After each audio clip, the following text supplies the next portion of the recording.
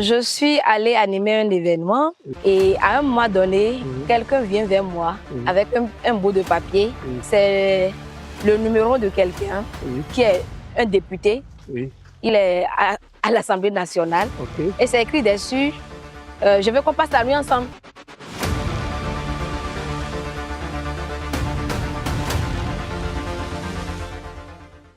Ça va? Super tu tiens bien. le coup? Mais totalement, j'adore cette expérience, Caleb. Mais tu es déjà fatigué. Mais attends. La princesse Bariba est Non, fatiguée. non, non, c'est même pas possible. Tu sais, Caleb. Non, non, non, c'est même pas possible que je sois fatiguée. Tu sais que j'adore le vélo. Ouais, tu m'as dit ça. Même pas fatiguée. Super. Et toi? Je suis... Ah, ben moi... Regarde la question. Ben moi, ça va de soi. Hein. Pas du tout, pas du tout. Je suis pas Ça du tout marche. fatigué. Ça marche. Nadège, quand on préparait l'émission, tu m'as dit que, en dehors de toutes les casquettes que tu avais, que tu dirigeais une association qui lutte pour les femmes, les droits des femmes. Oui, et des filles. Concrètement, cette association, comment elle opère? Alors, merci beaucoup pour cette belle question. Je fais un gros coucou aux membres de l'ONG Héroïne d'aujourd'hui. Je suis la présidente de Héroïne d'aujourd'hui parce que nous considérons que chaque femme est héroïne déjà de sa vie, mais aussi héroïne de la vie des autres. Et nous sommes des héroïnes d'aujourd'hui parce qu'on n'attendra pas d'être dans les livres d'histoire avant qu'on ne reconnaisse les efforts des femmes. On ne va pas attendre d'avoir la stature, je sais pas moi, de Winnie Mandela, ou alors de Oprah Winfrey, ou alors d'une Michelle Obama. Non, chaque femme, dans le silence du quotidien, combat quelque chose, arrive à vaincre ses démons. Et ça, là, ça fait d'elle une héroïne d'aujourd'hui. Alors, l'ONG Héroïne d'aujourd'hui s'intéresse au leadership féminin, à l'autonomie financière et psychologique des filles et des femmes. On parle aussi d'empowerment et bien entendu, on lutte contre les VBG, toute forme de VBG, les violences basées sur le genre. Et quand on parle de violence, les violences sont multiples, violences physiques, économiques, patrimoniales, etc. Mais aussi, on propulse les DSSR, les droits en santé sexuelle et reproductive. Et justement, je te le disais tout à l'heure que il y a même pas 3 jours, non, il y a quelques jours, le 25 mars dernier, on était à Parakou pour une activité sur la justice menstruelle où on est venu rappeler à toute la population de Parakou et surtout aux filles et aux femmes qu'avoir les menstrues, c'est quelque chose de totalement normal. On n'a pas à en avoir honte. Et voilà, on pense que notre message a été écouté. Super. Donc, nous sommes une organisation nationale et nous intervenons sur toute l'étendue du territoire béninois. Et il y a quelques temps aussi, il y a quelques mois, on était à Boycon avec le concours d'un partenaire, la collaboration d'un partenaire pour outiller les filles et les femmes sur la loi 2021. Donc, on fait beaucoup de choses au quotidien. Super. Je m'en vais te poser une dernière question concernant... Dernière? Non, tu es sûr? concernant ton ONG. D'accord. Lorsque une fille, d'accord, une jeune fille se retrouve dans une situation où elle est victime d'agression, de violence, où elle subit quelque chose, quelle est la démarche? D'accord? Est-ce qu'elle décide d'aller se plaindre à tel endroit ou quelle est la démarche? C'est-à-dire qu'est-ce que vous conseillez? Si tu dois parler à une jeune fille qui est dans cette situation, quelle attitude elle doit avoir? Je vais regarder donc ma caméra et parler à une jeune fille et lui dire que ta douleur est légitime, ta révolte aussi est légitime. Tu as le droit de réclamer justice, mais pas de te faire justice. Et ce qu'il faut faire, eh bien, c'est t'adresser à l'INF, l'Institut national de la femme. Contacte n'importe quelle association au Bénin, par exemple Héroïne d'aujourd'hui, et on te mettra en contact avec l'Institut national de la femme qui a toute autorité pour ester en justice toute personne, que ce soit une personne physique ou morale, qui viendrait d'une manière ou d'une autre à brimer les droits fondamentaux d'une fille. Donc voilà, si vous avez un problème, allez sur le net, allez sur Google, tapez Association de droits de femmes au Bénin. Vous tomberez forcément sur un numéro qui va vous aider, vous orienter pour que vous puissiez vous sentir protégé et rétabli dans vos droits. Super. Merci beaucoup pour ce message puissant.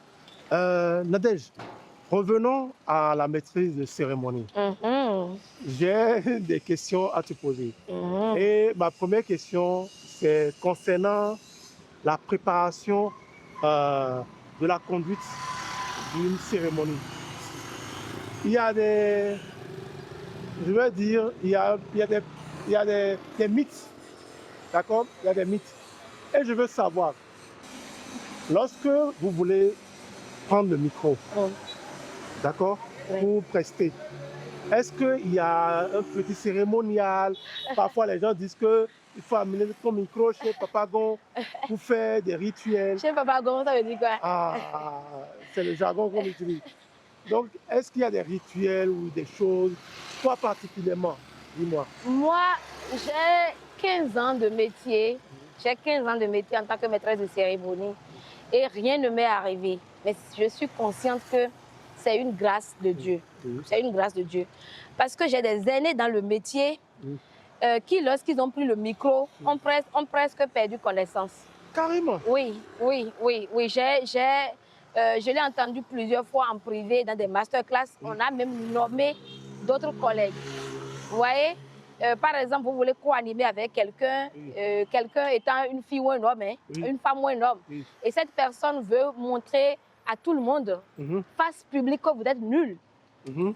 Et qu'elle est, Plus- voilà, elle est plus la cap- personne, oui. elle est qualifiée. Oui. Donc, elle peut aller chez Papa Gon, par exemple, et chaque fois que vous prenez votre micro, vous balbutiez des mots, vous racontez des choses, vous dites tout ce qui vous passe par la tête, sauf ce qu'on attend de vous. Et chaque fois qu'elle prend le micro, cette personne-là, elle parle bien et normalement. Donc, vous finissez la soirée ou la cérémonie en étant perçu comme, voilà, Quelqu'un de nul. totalement nul. Mais est-ce que dans ce cas... Et c'est déjà arrivé. Et donc, c'est pourquoi on nous recommande en fait d'avoir chacun de nous son micro. Carrément. Oui, que vous alliez sur les lieux de la prestation avec votre micro. Tout cela viendra. Parce que le micro... Mais attendez, si je vais aller par exemple animer dans un grand lieu comme le Palais des Congrès par exemple, Vous je peux pouvez aller venir avec mon propre Ben micro? oui, vous pouvez. Ah bon? Oui, vous pouvez. Vous pouvez le faire. Moi, je ne le fais pas. Et c'est pourquoi je dis que c'est une grâce de Dieu. Jusque-là, je n'ai eu aucun problème. J'espère vivement que ça va continuer. Ok. Mais il arrive des niveaux où le challenge est vraiment élevé.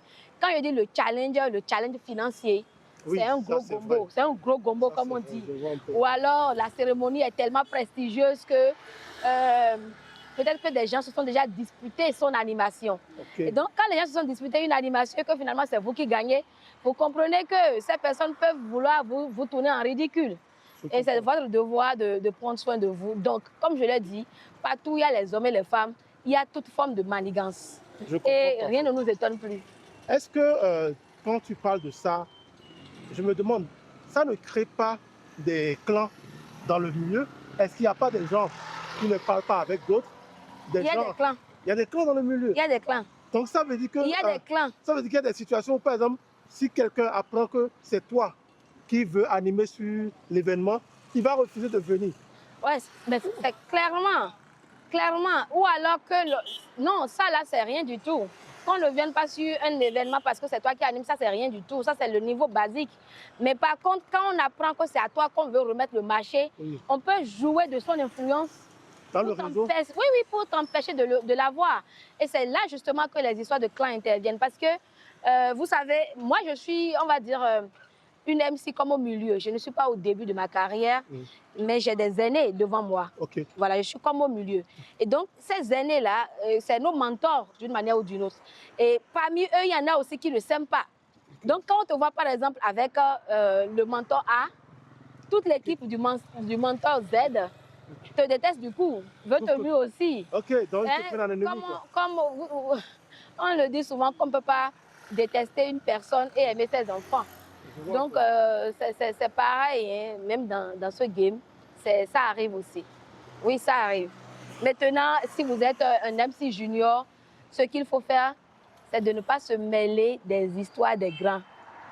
Quand vous êtes là pour apprendre, vous êtes là pour apprendre. Vous n'êtes pas là pour alimenter les animosités. Vous êtes c'est là juste pour apprendre et votre devoir est de respecter tous les aînés. quel qu'il soit. Ce n'est pas à vous de choisir. Donc, voilà ce que je peux dire rapidement. Autre aspect de ta vie dont j'aimerais qu'on parle, c'est que je découvre que tu as une très belle plume et je découvre également que tu as déjà même fait des sorties Oui. de livres, de publications. Tu nous en parles un peu? Oui. Alors, merci pour le compliment. J'ai écrit plusieurs ouvrages et l'un des ouvrages phares, c'est l'ouvrage En paix avec la vie, comment guérir de la paix d'un enfant. C'est un essai où je partage sur la réalité des femmes qui vivent le deuil périnatal. Le deuil périnatal parce que dans la perte d'un enfant, il y a plusieurs types de perte d'un enfant. Lorsque lorsque l'enfant meurt dans votre ventre, ce n'est pas la même réalité que lorsque l'enfant est né et qu'il est mort. Et ce n'est pas non plus la même réalité que si l'enfant a 10 ans ou 20 ans et qu'il meurt après. Donc, le deuil périnatal, c'est le deuil de l'enfant qui survient quand il est encore dans le ventre de sa mère ou alors dans les 3 mois qui suivent la naissance de cet enfant-là. Et j'ai partagé un peu mon histoire personnelle, Dans ce livre-là. mon parcours personnel. Et en même temps, j'en ai profité pour parler des réalités que vivent les femmes qui vivent cette situation, comme la violence psychologique, parfois la violence physique, souvent super. La violence verbale, etc. Super. Comme vous venez de l'entendre, Nadège, elle est écrivaine également. Elle a sorti plusieurs ouvrages. L'ouvrage qui parle de la perte d'un enfant, comment guérir. De la vous pouvez retrouver cet ouvrage-là dans toutes les librairies. Dans toutes les librairies à Cotonou, au Bénin. Oui, et même dans la sous-région. Et même dans la sous-région. Au Togo, en Côte d'Ivoire, etc. Cherchez à le lire, il y a beaucoup de choses édifiantes dedans. Merci. Pour ceux qui nous rattrapent en plein podcast, je ne l'ai pas dit au début, vous pouvez nous suivre sur nos plateformes, principalement sur YouTube. Ce podcast à vélo est disponible sur YouTube. Suivez-nous sur nos réseaux sociaux, Facebook, Instagram, TikTok et X. Le podcast est également disponible en audio sur Deezer et sur Spotify. Nadège, oui. Je m'en vais te poser une ou deux dernières questions. Dis-moi, quelle est la chose dont tu es le plus fier dans ta vie? Le plus fier dans ma vie? Je suis fière de beaucoup de choses. Mais si on doit me dire le plus fier... Ah, ça c'est une question ça. C'est une énorme question. Je suis fière de ma conscience de moi-même. Oui. Je suis fière de prendre conscience que je suis une part de l'humanité. Je suis une part de la volonté exprimée de Dieu. Je suis une part dans la construction de cette vie, que j'ai une pierre à apporter. C'est surtout de ça que je suis fière. Et dès l'instant où vous vous rendez compte que vous êtes la part importante d'un tout, vous ne parlez plus pour ne rien dire. Vous n'allez plus à n'importe quel endroit parce que vous savez que tous les choix que vous faites, ça va être comme un puzzle qui, rassemblé, va être la manifestation de la volonté de Dieu. Super. Donc oui, je suis fière de prendre conscience que je suis une part de la manifestation de Dieu sur terre. Super, c'est génial. La première question que je m'en vais te poser. Entre polygamie et monogamie, tu choisis quoi? Je choisis le bonheur. Parce que la polygamie ou la monogamie, ce n'est que des cases. Ce n'est que des cases sociales. J'ai déjà vu des femmes dans des foyers monogamiques être très malheureuses. Et j'ai déjà vu des femmes dans des foyers polygamiques respirer. Angélique Kidjo ou Zainab? Oh, je ne choisirai pas, je les aime toutes deux. Tresse africaine ou perruque? Les deux. Je suis africaine dans l'âme, mais parce que je suis maîtresse de cérémonie et que le client paye aussi pour ma beauté, hein? Voilà, le client paye pour mon image professionnelle, tresse africaine pour moi-même et perruque pour le client. Eau minérale ou bière? Je vais être socialement correcte. Non, aussi. Boîte de nuit ou lecture? Oh, lecture. Lecture. Lecture, clairement. Ok.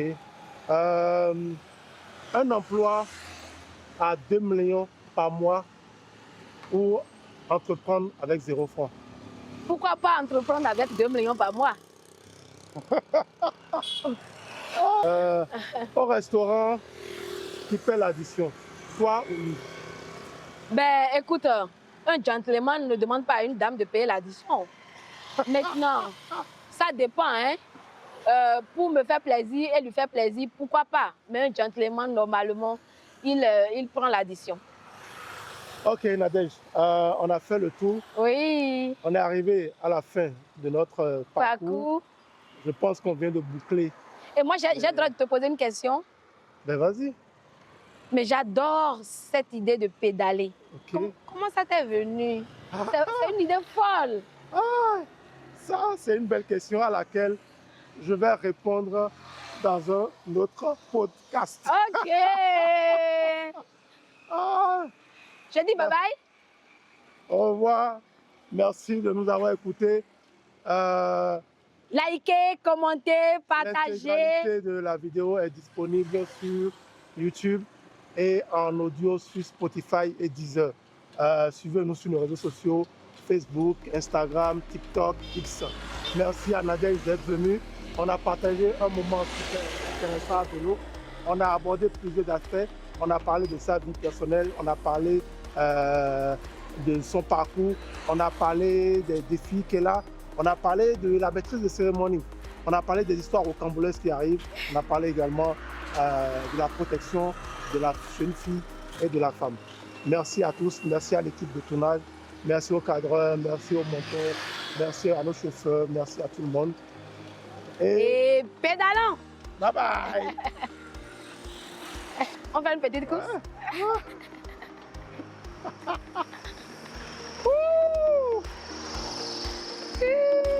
Nadège, à la fin de chaque épisode, on offre un cadeau à notre invité. Ce n'est pas quelque chose de grande valeur, mais c'est un moyen de témoigner l'appartenance désormais que tu as à toute la communauté, à toute la famille pédalante.